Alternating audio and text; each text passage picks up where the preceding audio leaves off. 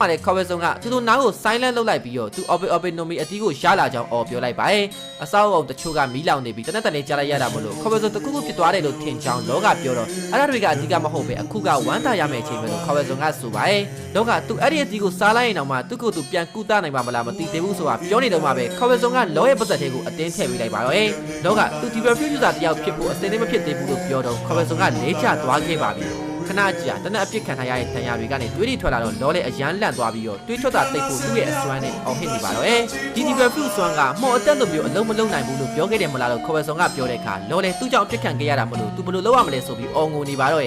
ခေါ်ပဲဆောင်ကဂျာဝေခါလောကြောင့်မဟုတ်ပဲသူအမားတစ်ခုလုံးမိသွားလို့ဆိုပါအခုက open nomi ကိုရှားသွားပြီဆိုပေမဲ့ဒိုဖလမင်ကိုတားနိုင်